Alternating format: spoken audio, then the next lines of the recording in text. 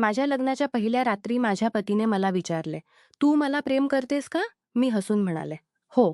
मग त्याने म्हटले, "तू माझे प्रेम सहन करू शकशील का?" मी न विचारताच हो म्हणून डोके हलवले. पण मला माहीत नव्हते की त्याच्या प्रेमाचा अर्थ काय असेल. त्याने माझ्या शरीराच्या प्रत्येक भागांवर दातांचे खोल ठसे सोडले. मी वेदनेने तडफडले. पण त्याने माझ्या तोंडावर हात ठेवला आणि हळूच म्हटले, "आवाज करू नकोस. लोक समजतील की आपण प्रेम करत आहोत." सकाळी मी डोके खाली घालून स्वयंपाकघरात उभी होते. माझे हृदय इतक्या जोरात धडधडत होते की फक्त मी आणि माझा देवच जाणत होता. काल रात्री जी यातना मी सहन केली होती ती शब्दांत सांगता येणार नाही. मोठ्या मुश्किलीने मी त्याच्या हातातून निष्ठून स्वयंपाकघरात आले होते. माझा पूर्ण शरीर दातांच्या खोल खुणांनी भरलेला होता. काल रात्री जेव्हा तो माझ्याकडे आला तेव्हा अचानक त्याने माझे हात आपल्या हातात घेतले, चेहऱ्याजवळ आणले आणि म्हटले, "तू मला प्रेम करतेस. माझ्या प्रेमाची कठोरता सहन करू शकशील." मी न विचारता हो म्हणून डोके हलवले होते. मी चांगली बायको बनू इच्छित होते आणि आपली जबाबदारी पार पाडू इच्छित होते. पण मला कल्पना नव्हती की हे चांगल्या बायकोचे रूप माझ्यासाठी किती जड पडेल. फक्त हो म्हणणे पुरेसे होते आणि तो माझ्यावर तुटून पडला. प्राण्यासारखा त्याने माझ्या शरीराच्या प्रत्येक भागाला दातांनी चावत ठेवले. मी ओरडू लागले, तर तो कानांजवळ येऊन मंद आवाजात म्हणाला, "आवाज करू नकोस. लोक समजतील की आपण प्रेम करत आहोत." त्याची ही गोष्ट माझ्या समजुती बाहेर होती. काही जागांवरून रक्तही बाहेर आले होते. आणि ते रक्त त्याने इतक्या सहजतेने चाटून साफ केले की मी थक्क झाले की हा काय घृणास्पद प्रकार करत आहे. पण तो माझा पती होता, म्हणून मी काही बोलले नाही. अजूनही तो मला आपल्या हातात घट्ट धरून पडलेला होता, पण मी आता थकून गेले होते. आधी मी बाथरूममध्ये लपण्याचा विचार केला होता. पण मला माहीत होते हा माणूस तिथेही पोहोचला तर माझे जीवन तिथेच संपेल. म्हणून मी लगेच स्वयंपाकघरात येऊन उभी राहिले होते. मला खूप जोरात भूक लागली होती. पण चुलीचा प्रकार नवीन होता. हे घर नव्हते, तर एक भव्य बंगला होता. मला समजत नव्हते की माझ्या आई-वडिलांना इतके चांगले आणि श्रीमंत घर कसे मिळाले. मी चुली पेटवण्याचा खूप प्रयत्न केला, पण माझ्याकडून काही झाले नाही. माझे हात वारंवार चुकीच्या ठिकाणी जात होते. शेवटी मी चुली एकीकडे सोडली आणि शांतपणे एका कोपऱ्यात बसले. मी वरच्या देवाकडे प्रार्थना करू लागले की एखादा नोकर तरी जागा होऊ दे. इतके मोठे घर होते. मी इतके तरी समजू शकले होते की इथे बरेच नोकर असतील. मी अजून डायनिंग टेबलवर डोके टेकून बसले होते. तेव्हा अचानक स्वयंपाकघराच्या दाराला आवाज आला. मी डोकेवर काढून पाहिले, तर माझे पती शर्टशिवाय उभे होते. त्यांच्या चेहऱ्यावर खोल हसू होते. त्यांचे हसू पाहून मी भीतीने थरथरले आणि जागेवरून घाबरून उठले. माझ्या चेहऱ्यावर भीती पसरली होती. तो मला पाहत असताना अचानक प्रेमळ आवाजात म्हणाला, "माझ्या जीवने, तू खोलीतून बाहेर येण्याचा प्रयत्न का केलास? तू जाणतेस की तुला इथले काही कळत नाही. तरीही तुला माहीत आहे की तुझी ही हरकत मला किती वाईट वाटली आहे." हे बोलताना तो माझ्याजवळच आला. मी खूप घाबरले होते. माझे हृदय म्हणत होते की आता या घरातून पळून जावे, कारण रात्रीची त्याची कठोरता मी विसरले नव्हते. त्याने माझी कंबर आपल्या हातात घट्ट पकडली आणि मता जवळ ओढत म्हणाला, "मी काय विचारत आहे? उत्तर दे." आता त्याचा चेहरा कठोर होत होता आणि डोळ्यांत राग दिसू लागला होता. मी खूप घाबरले आणि हकलात म्हणाले, "मला भूक लागली होती म्हणून मी खाली आले, पण ही चुली पेटत नाही." हे शब्द मी खूप कष्टाने बोलले होते. माझी गोष्ट ऐकून त्याने माझ्या शरीरावर खोल नजर टाकली आणि मग चुलीकडे पाहत म्हणाला, "असे का वाटते की माझी प्रिय पत्नी खोटे बोलत आहे?" मी त्याच्या पाठीकडे निराश नजरेने पाहत होते. मी कुठे अडकले होते? मला काहीच समजत नव्हते. लग्नाच्या सुमारे 1 आठवडा आधी आई आणि बाबा खूप आनंदाने घरी आले होते. मी त्यांना आश्चर्याने पाहत होते. अचानक आईने माझा कपाळाला मुका मारला आणि मला पाहत म्हणाली, "माझ्या मुले खूप चांगले नशीब घेतले आहेत. पहा, किती चांगला संबंध बसून बसून मिळाला." "हो, त्यांना लग्नाची थोडी घाई आहे. पण आम्हाला काहीच त्रास नाही. माझा जावई लाखातला एक हिरकणी आहे." मी तुम्हाला सगळे सांगते. आम्ही खूप गरीब कुटुंबातून होतो. बाबा रेल्वे स्टेशनवर काम करत होते आणि आई लोकांच्या घरात जाऊन भांडी घासत होती. जेव्हा अचानक इतक्या मोठ्या घराचा संबंध मिळाला, तेव्हा ते आनंदाने फुलून गेले आणि लगेच हो म्हणाले. फक्त एका आठवड्यात लग्नाच्या सर्व तयारी पूर्ण झाल्या आणि मी या घरात आले. पण आता का माहीत नाही, मला इथे येऊन माझ्या पतीकडून खूप भीती वाटू लागली होती. जेव्हा मी त्याला वर म्हणून पाहिले होते, तेव्हा मी आपले हृदय हरवून बसले होते. पण काल रात्री जे त्याच्याबरोबर घडले, ते आठवताच माझे अंग थरथर कापत होते. त्याने चुली पेटवली आणि आता त्यावर चहासाठी पाणी ठेवत होता. मी घाबरून म्हणाले, तुम्ही करू नका, मी बनवते. मी अचानक घाबरले होते की कदाचित हा माणूस मला या गोष्टीची शिक्षा देईल. माझी गोष्ट ऐकून तो खोल हसला आणि नाही म्हणून डोके हलवत म्हणाला, हो, लवकरच मी आपल्या पत्नीच्या हाताचा नाश्ताही खाईन.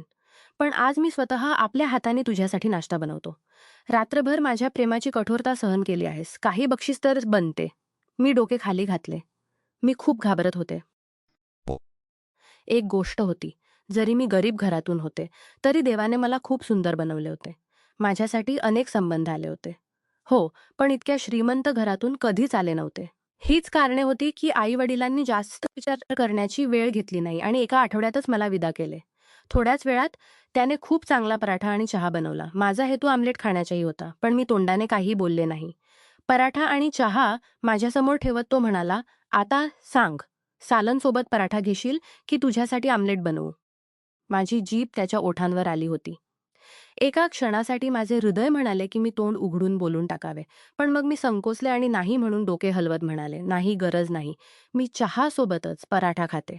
तो माझ्या केसांत हात फिरवत म्हणाला, "नाही स्वीटहार्ट, हात फिरवत हवे आहे." आता मला थोडी घाबर वाटली. पण मी धैर्याने तोंडाने म्हटले, "मला आमलेट हवे आहे." माझे म्हणणे संपताच त्याने लगेच माझ्यासाठी आमलेटही तयार केला. मी आता त्याला आश्चर्याने पाहत होते, कारण त्याने स्वतःसाठी काहीच बनवले नव्हते. मी लगेच म्हणाले, "तुम्ही स्वतःसाठी काहीच बनवले नाही. तुम्ही हे खा." पण तो नाही म्हणून डोके हलवत म्हणाला, "नाही, तू खा. मी आता कपडे बदलून ऑफिससाठी निघतो. माझ्याकडे जास्त वेळ नाही. फक्त तुझ्याजवळ बसून राहायचे होते. आणि एक गोष्ट, खोलीतून बाहेर पडण्याची आता पुन्हा अशी हरकत करू नकोस. भूक लागली असेल तर खोलीत एक इंटरकॉम आहे. तिथून खाली ऑर्डर दे." जर तू खोलीतून बाहेर पडण्याची हिंमत केलीस, तर लक्षात ठेव तुझा पती नाही, तर या घराचा मालक भेटेल. मला अजिबात आवडत नाही की कोणी माझ्या हुकमाची अवज्ञा करेल. मी खूप त्रस्त होऊन त्याला पाहू लागले की तो माझ्याशी कशा प्रकारची गोष्ट करत आहे. मी शांतपणे नजर खाली घालून नाश्ता खाऊ लागले. 2-4 घास घेताच माझे हृदय भरले होते. पण माझ्या पतीसमोर मी एक शब्दही बोलू शकत नव्हते. म्हणून शांतपणे नाश्ता गिळून टाकला. नाश्ता खाताच तो जागेवरून उठला आणि माझी मनगट पकडून खोलीकडे निघाला. माझे हृदय पुन्हा जोरात धडधडू लागले, कारण मला भीती होती की कदाचित तो पुन्हा माझ्यावर तोच अत्याचार करेल. पण देवाचे आभार, खोलीत आल्यानंतर त्याने मला सोडून बाथरूममध्ये गेला. मी सुटकेचा श्वास घेतला. थोड्या वेळाने तो बाथरूममधून बाहेर आला तेव्हा तौलिया गुंडाळलेला होता. मला खूप लाज वाटली. मी लगेच डोके खाली घातले. तो हसत म्हणाला, "आता काय लाज? आपला तर रात्रीच सगळा पडदा उठला होता." माझे गाल लाल झाले. तो पुन्हा हसत म्हणाला, "तू लाजत आहेस? मला आश्चर्य वाटते. जरी मी तुला रात्रभर माझ्या प्रेमाच्या पावसात भिजवले आहे, तरीही तुझे हे उत्तर पाहून मला खरोखर खूप आश्चर्य वाटते." मी काहीही बोलले नाही. फक्त शांतपणे त्याची गोष्ट ऐकली. थोड्या वेळाने तो कपडे घालून माझ्यासमोर उभा राहिला.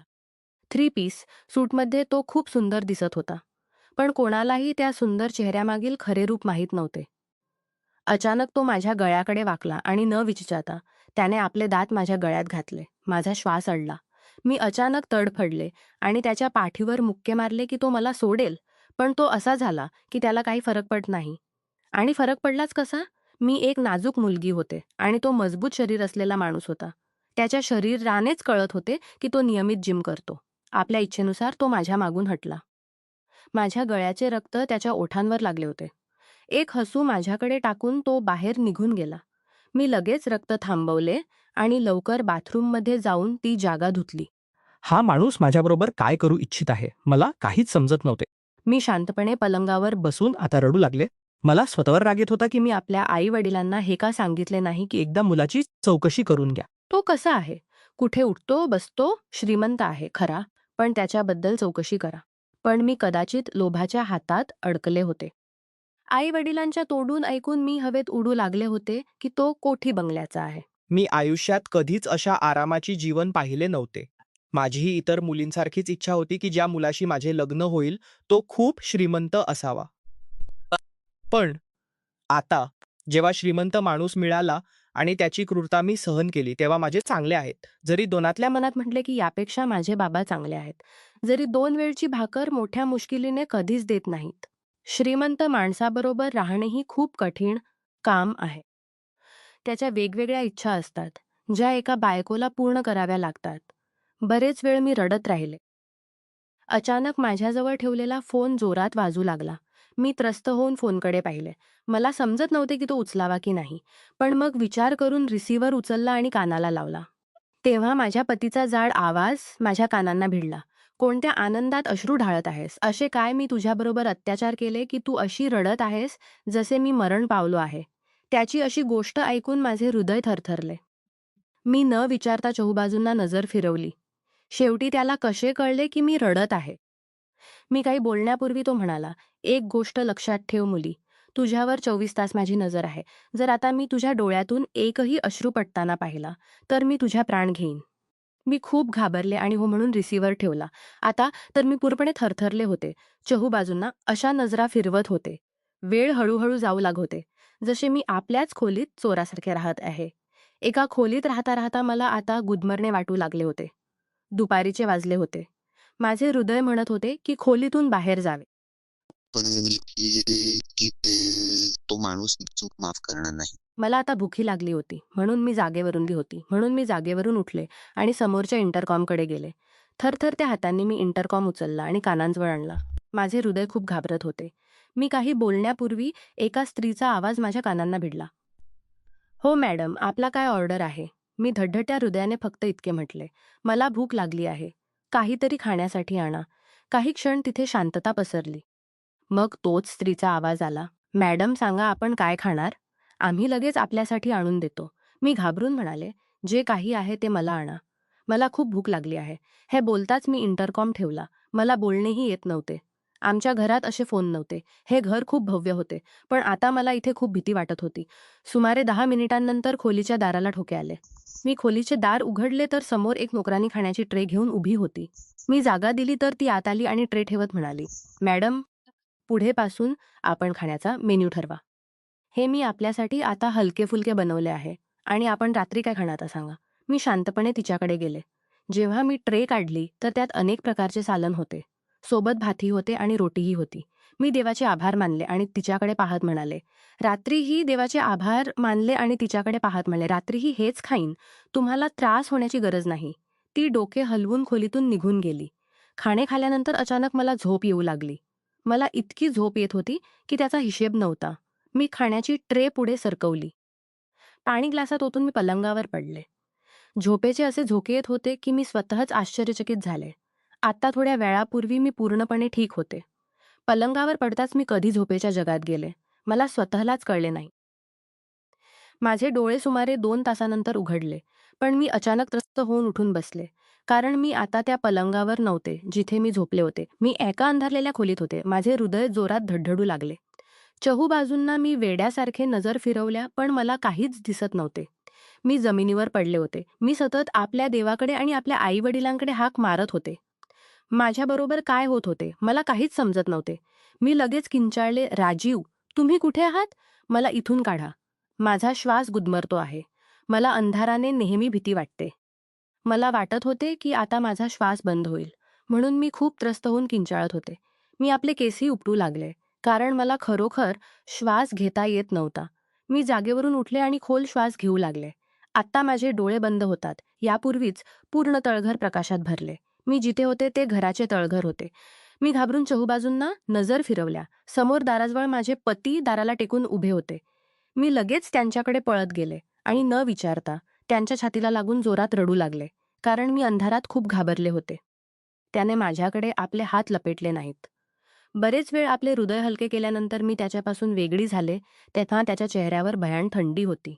मी काही बोलण्या पूर्वी त्याने माझे केस आपल्या कठोर पकडीत घेतले. आपला चेहरा माझ्या चेहऱ्याजवळ आणत म्हणाला, "कोणाच्या परवानगीने तू नोकरांवर आपला निर्णय सोडलास?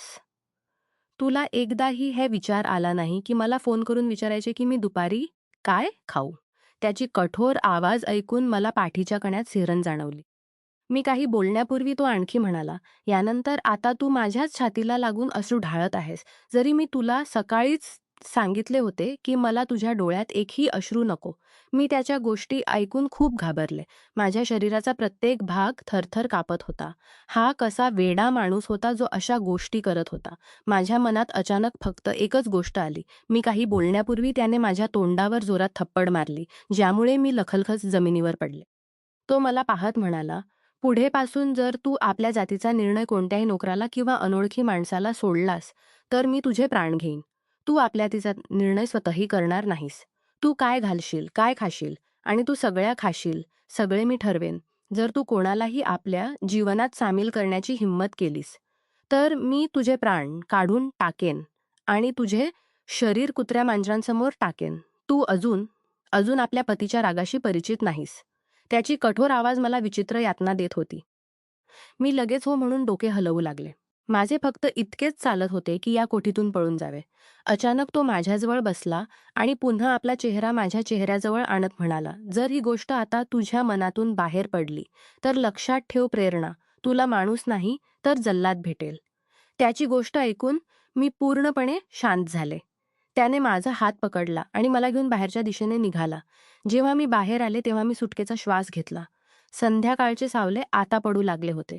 तो मला घेऊन थेट खोलीत आला. का माहीत नाही, मला विचित्र भीती जाणवू लागली. मला वाटत होते की हा माणूस पुन्हा माझ्यावर त्याच प्रकारे हावी होईल जसे काल रात्री झाले होते आणि पुन्हा मला यातना देईल.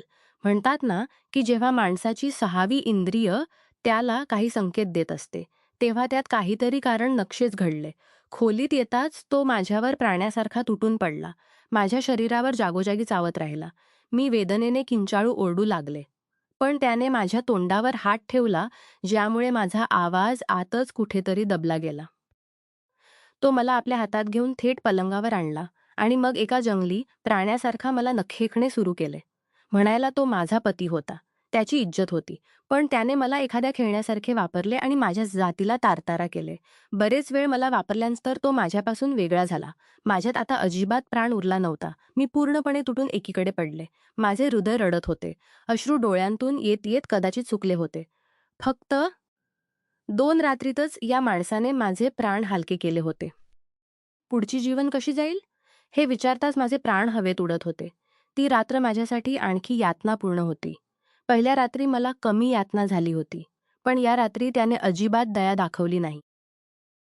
सकाळच्या पहिल्या किरणांवर माझे डोळे उघडले, पण शरीरात इतका वेदना होती की मी 1 इंचही हलू शकत नव्हते. म्हणून बेजान अवस्थेत तिथेच पडून राहिले. पण मला माहीत नव्हते की माझ्यासाठी ही एक यातनापूर्ण हरकत ठरेल. काही क्षणांनंतर त्याने मला अचानक आपल्या जवळ ओढले. मी त्रस्त होऊन त्याच्याकडे पाहिले तर त्याने माझा चेहरा आपल्या कठोर हातांमध्ये घट्ट पकडला आणि माझ्या डोळ्यांत पाहत म्हणाला, तुला पाहिजे की तू लवकर उठ आणि आपल्या पतीसाठी कपडे काढ, पण तू अशीच पडलेली आहेस. माझे हृदय म्हणत होते की या माणसाला झटका द्यावा आणि म्हणावे की जे नियम तू बनवले आहेस, आधी मला त्यांच्याबद्दल सांग. त्यानंतरच मी तुझ्याबरोबर पुढची जीवन सुरू करेन. पण माझ्यात इतकी हिंमत नव्हती की या माणसासमोर एक शब्दही बोलू शकेन. मी घाबरून हो म्हणजे दोन्ही हात घट्ट पकडले आणि पुन्हा माझ्यावर वाकत म्हणाला, काय मी आत्ता तुला उठण्यासाठी सांगितले आहे? तो काय करणार होता? काय इच्छित होता? मला काहीच समजत नव्हते. तो माणूस एक कोडे होता ज्याला सोडवणे माझ्या आवाक्याबाहेर होते. तो मला पाहत म्हणाला, शांतपणे पडून राहा. जोपर्यंत मी सांगत नाही तोपर्यंत आपल्या जागेवरून हलूही नकोस. तो कदाचित मला आपल्या हुकमावर चालवायचे इच्छित होता. पण मी त्याला सांगायचे इच्छित होते की मी कोणतीही कठपुतळी नाही. मी एक माणूस आहे. जिवंत माणूस ज्याच्या छातीत हृदय आहे आणि त्या हृदयात काही भावना आहेत ज्या एक स्त्री आपल्या पुरुषासाठी ठेवते. पण मी काही बोलू शकले नाही. कारण जर मी एक शब्दही बोलले तर हा माणूस कदाचित मला जिवंत सोडणार नाही. बरेच वेळ तो मला आपल्या हातात घट्ट धरून पडलेला राहिला आणि कदाचित आता त्याला जाणवले होते की खरोखर बराच वेळ झाला आहे. तर तो जागेवरून उठला आणि मला पाहत म्हणाला, मी अंघोळीला जातो, तू माझे कपडे तयार कर. काळ्या रंगाचा ड्रेस काढ. हे बोलून तो थांबला नाही आणि बाथरूममध्ये गेला. मी लगेच जागेवरून उठू लागले तर मला आपल्या कमरेत तीव्र वेदना जाणवली. कारण ज्या प्रकारे त्याने मला पुन्हा पलंगावर फेकले होते, माझ्या कमरेत कदाचित दुखापत झाली होती. मी मोठ्या मुश्किलीने उठून अलमारीपर्यंतचा रस्ता पार केला आणि लवकर त्याच्यासाठी कपडे काढून ड्रेसिंग रूममध्ये ठेवले. कारण या माणसाचा काही भरोसा नव्हता की या चुकीवरही तो माझे प्राण गळ्यातून बाहेर काढेल. मी आता सोफ्यावर बसले. वेदनेने माझा वाईट हाल होत होता. वारंवार माझ्या डोळ्यांत अश्रू येत होते. थोड्या वेळाने तो नेहमीप्रमाणे तौलिया गुंडाळून बाहेर आला. मी त्याच्याकडे एक नजर टाकली आणि डोके खाली घालून म्हणाले, राजीव, मला खूप वेदना होत आहे. माझे प्राण निघत आहेत. माझा स्वर अचानक थरथरला. त्याने न विचारता माझ्याकडे पाहिले आणि प्रश्न करताना म्हणाला, "काय झाले?" मी लगेच म्हणाले, "माझ्या कमरेत खूप वेदना होत आहे. माझे प्राण निघत आहेत राजीव. मला खरोखर कदाचित चालण्यामुळे आणखी त्रास होत आहे." त्याने एक नजर माझ्या शरीरावर टाकली आणि मग थेट ड्रेसिंग रूममध्ये गेला. कपडे बदलून आला तेव्हा त्याच्या हातात आता एक चादर होती. तो चादर माझ्याकडे गुंडाळत त्याने मला अचानक आपल्या हातात उचलले. मी घाबरून त्याच्याकडे पाहिले तर तो मला पाहत म्हणाला, "तुझी अवस्था मला ठीक वाटत नाही. मी तुला डॉक्टरांकडे घेऊन जातो. तिथे तुझी मालिश वगैरे होईल, तर तू चांगले वाटशील." एका क्षणासाठी मला आश्चर्य वाटले, की हा माणूस जो मला खोलीतून बाहेर जाण्याची परवानगी देत नव्हता, आपल्या इच्छेनुसार मला प्रत्येक हुकूम देत होता. तो मला घरातून बाहेर घेऊन जात होता. मी आश्चर्याने त्याच्या प्रत्येक हालचालीकडे पाहत होते. तो मला आपल्या गाडीच्या पुढच्या सीटवर बसवत म्हणाला, "डॉक्टरला घरीही बोलवू शकत होतो. पण माझ्याकडे आत्ता जास्त वेळ नाही. मी तुला क्लिनिक सोडून थेट ऑफिसला जाईन. आपले चेकअप वगैरे करून तू तिथेच बसून राहा. सुमारे 1 तासानंतर मी परत येऊन तुला इथून घेईन." मी डोके हलकेसे हलवले. थोड्या अंतरावर तो मला घेऊन एका रुग्णालयात पोहोचला आणि एका नर्सला काही पैसे देत म्हणाला, "तिला काळजीपूर्वक डॉक्टर मुकेश यांच्याकडे ने." त्या नर्सने माझ्या शरीरावर एक नजर टाकली. माझ्या चेहऱ्यावर त्याच्या क्रूरतेचे ठसे होते. मी डोके खाली घातले होते. ती माझा हात पकडून मला डॉक्टर मुकेश यांच्याकडे घेऊन गेली. हो. ती मंद आवाजात म्हणाली, "आपण ठीक आहात."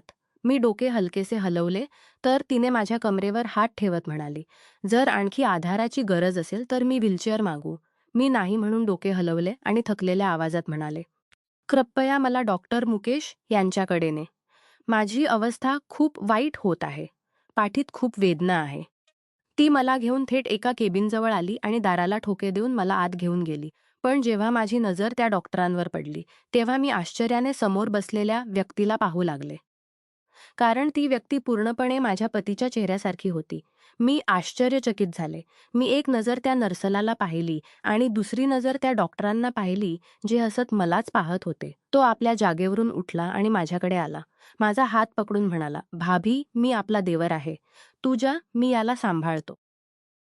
तो बोलून मला खूप काळजीपूर्वक खुर्चीवर बसवून घेतला होता.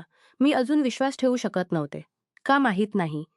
मला वाटत होते की ही व्यक्तीच माझा पती आहे. फक्त नाटक करत आहे. पण एक गोष्ट त्यात वेगळी होती. त्याच्या हातावर टॅटू नव्हता.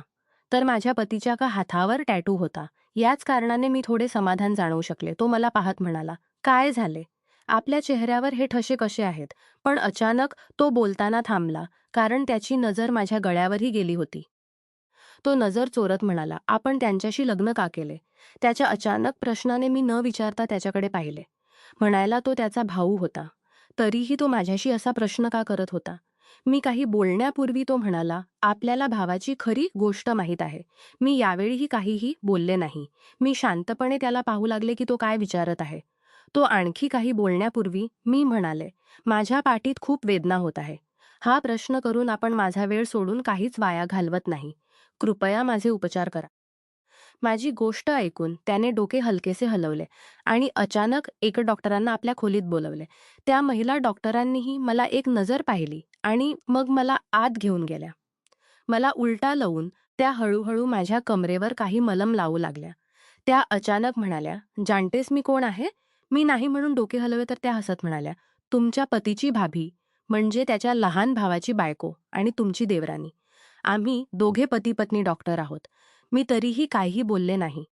म्हणजे माझ्या पतीने मला आपल्याच घरच्या लोकांकडे पाठवले होते. म्हणून मी कोणतीही निरर्थक गोष्ट बोलू इच्छित नव्हते, ज्यामुळे माझे जीवन कठीण होईल. त्या माझ्या केसांत हात फिरवत अचानक म्हणाल्या, "मला खूप दुःख आहे की तुमचे लग्न अशा माणसाशी झाले. पण तू नादान आहेस. तुला त्यांच्याबद्दल चौकशी करायला हवी होती. असे कसे तू आपले जीवन इतक्या मोठ्या नरकात ढकललेस? तुला माहीत आहे, ज्या माणसाशी तू लग्न केले आहेस, त्याच्याबरोबर राहताना तुला आपल्या जीवनाचा भरोसाही ठेवू नये. ही वेदना तर खूप छोटी गोष्ट आहे माझ्या जीवने. आता तू स्वतःला खूप मजबूत बनव. जोपर्यंत जिवंत आहेस तोपर्यंत आपल्यासाठी लढ. कधीपर्यंत तू अशा प्रकारे अपमानित होऊन इथे येणार आहेस?" मी आश्चर्याने त्यांच्याकडे पाहिले आणि न विचारता म्हणाले, "आपला अर्थ काय आहे?" कोण मला मारेल? आणि आपण गोष्टी खूप विचित्र वाटल्या आणि चुभ्याही म्हणून मी लगेच म्हणाले, त्या माझी गोष्ट ऐकून हलकेसे हसल्या आणि नाही म्हणून डोके हलवत म्हणाल्या, काहीही नाही. मी फक्त असेच बोलत होते. फक्त आपली काळजी घ्या आणि कधीही तुमचा पती तुमच्याबरोबर क्रूरता करण्याचा प्रयत्न करेल तर धैर्याने त्याचा सामना करा. असे स्वतःला त्याच्या आपल्या मनमानी करू देऊ नका. हे बोलून त्या मला बाहेर घेऊन आल्या. डॉक्टर मुकेशही शांतपणे मलाच पाहत होते. मी आता थकून गेले होते. जेव्हा ते दोघे माझ्याशी इतकी सहानुभूती दाखवत होते तेव्हा माझाही हक्क बनत होता की मी त्यांना विचारावे की ते बोलणे काय इच्छित आहेत. मी डॉक्टर मुकेश यांच्याकडे पाहत म्हणाले, आपल्या भावाच्या येण्यात अर्धा तास आहे. मी आपल्याला काही प्रश्न विचारू इच्छिते. का आपण मला आपली छोटी बहीण किंवा आपला रुग्ण समजून खरे खरे सांगाल? माझी गोष्ट ऐकून डॉक्टर मुकेश यांनी आपल्या चष्म्याच्या डोळ्यांनी मला पाहिले आणि डोके हलवत म्हणाले, बोला काय गोष्ट आहे. काही क्षण मी शांत राहिले. मी जाणते होते की जर या व्यक्तीने माझ्या पतीला या गोष्टींबद्दल सांगितले तर तो माझे प्राण घेईल. मला कुठेही सोडणार नाही. फक्त आपला निर्णय मी एका नोकरानीवर सोडला होता तर त्याने मला तळघरात बंद केले. माझ्या चेहऱ्यावर थप्पड मारली आणि मग सारी रात्र मला यातना दिल्या. आणि जर त्याला कळले की मी त्याच्या भावाशी असे प्रश्न विचारले आहेत तर तो मला अजिबात सोडणार नाही. पण मी हिंमत हरली नाही. मी त्याच्याकडे पाहत म्हणाले, आपला भाऊ खूप विचित्र हालचाली करतो. दात घालून रक्त काढतो आणि ते चाटू लागतो. विचित्र निरर्थक हालचाली करतो. जर मी त्याच्या विरुद्ध थोडीशी काही किंवा आपल्या जातीसाठी आपल्या इच्छेनुसार कोणतेही काम केले तर तो प्राणी बनतो. हे सगळे काय आहे? तो असा वागणूक का करतो? का त्याच्या भूतकाळात काही वेदना लपलेली आहे किंवा दुसरी काही गोष्ट आहे? माझी गोष्ट ऐकून डॉक्टर मुकेश शांत झाले. काही वेळ खोलीत शांतता पसरली. अचानक त्यांची पत्नी म्हणाली, जेव्हा तू हे लग्न केले होतेस तेव्हा तुझ्या घरच्यांनी तुझ्या पतीबद्दल चौकशी केली होती का? त्याच्या कोठीत जाऊन शोधले होते की हा कसा माणूस आहे किंवा मग त्याच्या ऑफिसमध्ये शोधले होते? मी नाही म्हणून डोके हलवले. ती मला पाहत आणखी म्हणाली, हे लग्न किती वेळात झाले? म्हणजे तू आणि तो किती दिवसांत एकमेकांचे झालात? हा संबंध किती दिवस चालला? मी लगेच म्हणाले, फक्त 1 आठवडा. आई आणि बाबा एक दिवस घरी आले होते आणि त्यांनी सांगितले की तुझ्यासाठी एका मोठ्या कोठीवाल्याचा संबंध आला आहे आणि आम्ही हो म्हटले आहे. मला माहीत नाही की आई वडिलांनी त्यांच्याबद्दल चौकशी केली होती की नाही. मला याबद्दल अजिबात माहीत नाही. मी आणखी काही बोलण्यापूर्वी डॉक्टर मुकेश यांनी जी गोष्ट सांगितली ती ऐकून माझ्या पायांखाली जमीन निसटली. मी आपल्या जागेवरून न विचारता उठले आणि त्याला आश्चर्याने पाहू लागले. तो मला पाहत म्हणाला, हीच लोभ माणसाला नेहमी बुडवते. म्हणायला माझ्या भावाकडे खूप संपत्ती आहे. तो माझ्यावर खूप प्रेम करतो. मला आपल्या मोठ्या कोठीत ठेवेल, आपल्या व्यवसायातही हिस्सा देईल. पण मी त्याचा साथ देत नाही कारण मला माहीत आहे की तो कधीही हे रूप फाडू शकतो. तुझ्या आई-वडिलांनी स्वतः तुला नरकात ढकलले आहे. आता तुला सारी जीवन त्याच्याबरोबरच घालवावी लागेल आणि या सगळ्या यातना सहन कराव्या लागतील. त्याची गोष्ट ऐकून माझ्या पायांखाली जमीन निसटली. मी न विचारता म्हणाले, पण असे होऊ शकत नाही. कोणी माणूस असा कसा असू शकतो हे खोटे आहे. आपण मजाक करत आहात. मी आपल्या जागेवरून न विचारता उठले. वेदना तर जशी मी आता विसरलीच होते. डॉक्टर मुकेश म्हणत होते, तुझा पती माणूस नाही तर तो एक माणूस अभक्षी आहे, जो मुलींना आपल्या जीवनात सामील करतो आणि मग त्यांचे रक्त काढून काढून त्यांना मारून टाकतो. त्याला जी गोष्ट आवडते आणि जे रक्त चांगले वाटते ते त्याचे होते. अनेक माणसे आजही या जगात अशी आहेत जे माणूसभक्षी आहेत, जे मानवी मांस आणि मानवी रक्त पिणे पसंत करतात आणि त्यांच्यापैकीच राजीवही आहे. माझे हृदय खूप जोरात धडधडू लागले. ज्या प्रकारे तो माझ्यावर धडधडू लागले त्याची ही सवय तर माझ्यावर दात घालत होता आणि मग निघालेले रक्त चाटू लागत होता. ही कोणतीही खोटी गोष्ट नव्हती. मी डॉक्टर मुकेश आणि त्यांच्या पत्नीसमोर हात जोडत म्हणाले, देवासाठी माझी मदत करा. कदाचित वरच्या देवानेच मला आपल्या दोघांशी भेट घातली आहे की मी या जाळ्यातून मुक्त होऊ शकेन. माझे लग्न झाले फक्त 2 दिवस झाले आहेत आणि त्याने 2 दिवसांतच माझे जीवन उद्ध्वस्त केले आहे. मला त्याच्याबरोबर राहायचे नाही. तेव्हा माझी देवरानी म्हणाली, पण असे शक्य नाही. तो माणूस तुला सोडणार नाही. आम्ही सगळे जाणतो, पण आम्ही काही करू शकत नाही. आम्ही सगळे जाणतो, पण आम्ही काही करू शकत नाहीत. जर आम्ही त्याच्या विरुद्ध जाण्याची हिंमतही केली तर तो आम्हा दोघांचे डॉक्टरी लायसन्स काढून घेईल. आमची नोकरी जाईल आणि तो असा आरोप आमच्यावर ठेवेल की आम्ही तुरुंगात जाऊ. मी खूप जोरात रडू लागले. मी डॉक्टर मुकेश यांच्याकडे पाहत म्हणाले, आपण काहीही करून मला फक्त त्याच्या घरातून काढून टाका. मी सगळ्या लोकांचे नावही येणार नाही. नाही. फक्त माझी मदत करा. माझी गोष्ट ऐकून डॉक्टर मुकेश काही क्षण शांत राहिले आणि मग अचानक म्हणाले, इथून दूर जावे लागेल, कोणत्या तरी दुसऱ्या शहरात जिथे तो तुला शोधू शकणार नाही. जर तू त्याला याच शहरात भेटलीस तर तो तुला जिवंत सोडणार नाही. माझे हृदय खूप घाबरले. मी खूप लहान वयाची होते. माझे आई वडीलही भोळे होते. मुलीला आनंदी ठेवण्यासाठी त्यांनी हे पाऊल उचलले होते. पण त्यांना माहीत नव्हते की मुलीला आनंदी ठेवण्याच्या चक्करात ते मुलीला मारून टाकतील. त्यांनी मला एक उत्तम योजना समजावून सांगितली. त्यांचे म्हणणे होते, तू आत्ता तरी राजीवच्या बरोबर जा. 1-2 दिवस त्याच्याबरोबर घालव आणि मग जेव्हा रात्री तो खोल झोपेत असेल तेव्हा तू घराच्या मागच्या भागांतून निघून गल्लीच्या शेवटच्या भागावर ये. माझी गाडी तुला तिथून घेईल. मी आश्चर्यचकितही होते की ही व्यक्ती माझी मदत का करत आहे. पण जेव्हा मी तसेच केले आणि त्याच्या नजरेतून बचावत मी खाली आले तेव्हा समोर खरोखर त्यांची गाडी उभी होती. मी लवकर त्या गाडीत बसले. एक गोष्ट होती, राजीव जेव्हा झोपायचा तेव्हा त्याला उठवणे खूप कठीण होते. कदाचित तो माझेल. त्या गाडीत बसून मी काश्मीरच्या दिशेने रवाना झाले. मी जाणते होते की हा माणूस तिथे मला शोधूच शकणार नाही. तो एक खूप सुंदर आणि मोठे शहर आहे जिथे माझे भेटणे त्याच्या आवाक्याबाहेर होते. आणि मग तसेच झाले. तिथे जाऊन मी एका गरीब भागात बसले. सुरुवातीला मला खूप यातना झाली, पण आता मी आभार मानत राहत आहे. मी फक्त वरच्या देवाकडे प्रार्थना करते की कधीही कोणत्याही मुलीबरोबर असा हादसा होऊ नये. कधीही कोणत्याही मुलीला अशी यातना येऊ नये, कारण कोणतीही मुलगी इतकी यातना सहन करू शकत नाही. लोभाने घेतलेल्या निर्णयामुळे आयुष्य नरकात जाऊ शकते. लग्नापूर्वी चौकशी करणे, स्वतःच्या सुरक्षिततेला प्राधान्य देणे आणि अत्याचार सहन न करणे हीच खरी शहाणपणाची गोष्ट आहे. प्रेरणा आजही सुरक्षित आहे, पण तिची कथा प्रत्येक मुलीसाठी एक इशारा आहे. नमस्कार मित्रांनो, तुम्हाला ही कथा आवडली असेल तर चॅनेलला सबस्क्राईब करायला विसरू नका. आणि यापेक्षाही अधिक रंजक व्हिडिओ पाहण्यासाठी माझ्या चॅनेलवर नुकताच अपलोड केलेला नवीन व्हिडिओ नक्की पहा. तो तुम्हाला खूप आवडेल अशी मला आशा आहे.